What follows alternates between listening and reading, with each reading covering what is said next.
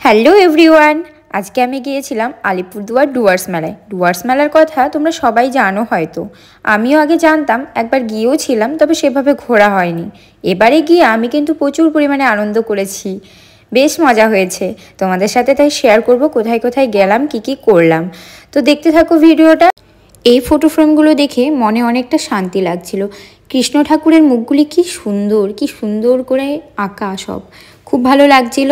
তবে এইগুলোর দাম এক একটা 1000 টাকা করে চাইছিল।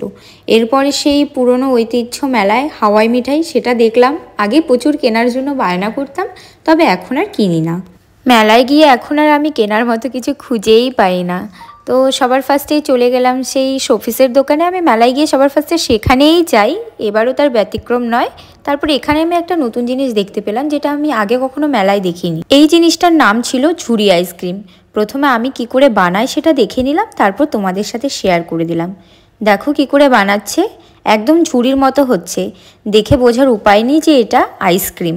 আমি ভেবেছিলাম ট্রাই করব, কিন্তু যেহেতু আমার ঠান্ডা লেগে গেছে তাই আর ট্রাই করা হয়নি। তো তারপর আমি সেখান থেকে বেরিয়ে গেলাম। বেরিয়ে গিয়ে এখানে কাপ প্লেটের দোকানটায় ঢুকলাম। ঢুকে আমার তো সেই হোয়াইট কালার পছন্দ আগাগোড়াই, সেটা দেখলাম। দেখার পর আর নেব না ভাবলাম, তো চলে এলাম এখানে আরেকটা দোকানে। কি দেখছিলাম আমি নিজেও জানি না, তোমরাও দেখো, জানি না কি দেখছিলাম আসলেই। তারপর চলে এলাম আমার ফেভারিট পার্টে। এই মোমের তৈরি জিনিসগুলো আমার এত ভালো লাগে, এত আকর্ষণ করে, আমায় কি বলবো। মেলায় গেলে এই দোকানটায় আমি একবার হলেও যাব। তো সেখান থেকে বেরিয়ে আমাদের নজর পড়ে একটা কোণে, কারণ সেখানে হচ্ছিল প্রচুর গান বাজনা। আমরা বুঝতে পারছিলাম না কি জন্য, তাই সেটা দেখার জন্য এগিয়ে যাই।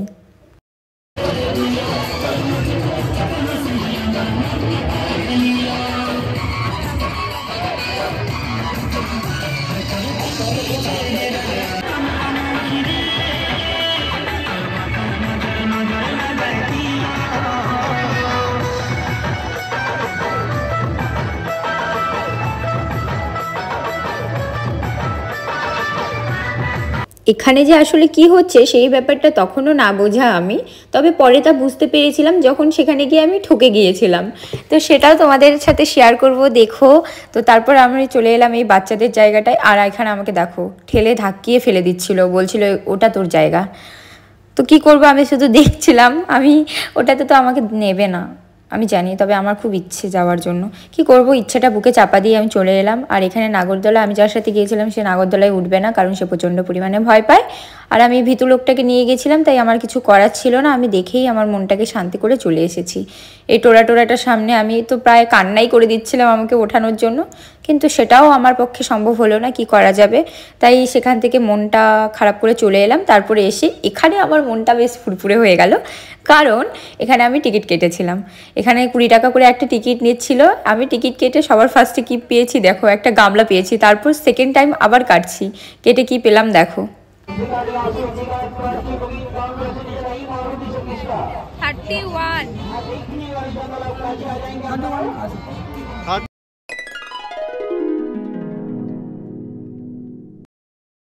আর প্রথমে আমি তোমাদের বললাম না যে আমি বুঝতে পারিনি ওখানে কি হচ্ছিল, পরে বুঝতে পারলাম ওটাও একটা টিকিট কাউন্টার। আর ওখানে একটা হুইল আছে, যেটাকে ঘুরিয়ে তোমাদের লাকি নাম্বারটা যদি তোমাদের টিকিটে থাকে, মানে ওই হুইলটা যে নাম্বারে আটকাবে গিয়ে সেই নাম্বারটা যদি তোমাদের টিকিটে থাকে, তোমরা একটা করে গিফট পাবে। তো অ্যাজ ইউজুয়াল আমার লাক খুবই খারাপ হয়। যেহেতু প্রথমে দুটো পেয়েছিলাম, ভেবেছিলাম এটাও পাবো, সেই আশাতে করেছিলাম, কিন্তু নো, আমি কিচ্ছু পাইনি। কারণ লাকি নাম্বারটা কত ছিল তোমরাই শোনো। 47 নাম্বার। তো সেখানে কিছু না পেয়ে চলে এলাম আমি এই কানের দোকানটাতে। কানের দোকান তো আমাকে যেতেই হবে, কারণ এটা বানতা হয়। তো যাই হোক, এখান থেকে আমি 5 জোড়া কানের নিয়েছি। আর এক এক পিসের দাম কত ছিল, মাত্র 10 টাকা করে ছিল। তাই আমি 5 জোড়া নিয়েছি। আর দেখো, আর আমি যে গামলাটা পেয়েছি সেটা নিয়ে আমি এখানে আমার প্রচণ্ড মজা লাগছিল। আর আমি ভাবছিলাম এটা নিয়ে আমি যখন বেরোবো সবাই আমাকেই দেখবে। আর আমি তো এটা মাথায় করে হেলমেট করে নিয়েছিলাম, এইভাবেই আমি বেরোচ্ছিলাম। অনেকজন আমাকে দেখছিল, কিন্তু আমার বেশ ফানি লাগছিল ব্যাপারটা। যাই হোক, একটাই জীবন, নিজের মতো করে বাঁচো, নিজের মতো করে হেসে খেলে আনন্দ করে বাঁচো। তাতে কে কি বললো, কার কি মনে হলো সেটা মনে করার কোনো দরকার নেই, কোনো যায় আসে না। আর তোমাকে নিয়ে যদি কারো প্রবলেম হয় সেটা তোমার প্রবলেম না, সেটা তার ব্যক্তিগত প্রবলেম, সেখানে তুমি মাথা ঘামাতেই চাইবে না। এইটা ছিল আজকে আমার তরফ থেকে তোমাদের জন্য একটা ছোট্ট টিপস।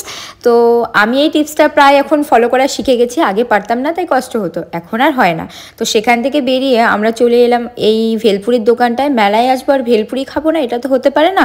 তবে এখানকার ভেলপুরিটা একটু আলাদা রকম ছিল, আমাদের ওখানে ভেলপুরিটা একদম গোটা গোটা দেয়, এখানে দেখছিলাম ভেলপুরিটাকে কেটে মশলার সাথে ভালো করে মিক্স করে তারপর দিচ্ছে চাটনির সাথে। বেশ টেস্টি ছিল ভেলপুরিটা। তারপর ভেলপুরি খেয়ে আমি বেরিয়ে গেলাম। তো রাস্তায় আবার দেখতে পেলাম এখানে মাঝখানে একটা জায়গায় বেশ ফটো তোলার একটা জায়গা আছে, তো সেখানে দাঁড়িয়ে আমি এই গামলাটা নিয়ে একটু ঢং করে নিলাম আর কি। তো যাই হোক, আজকের ব্লগটা এইটুকুই, দেখা হচ্ছে নেক্সট ব্লগে, ততক্ষণের জন্য টাটা সবাইকে।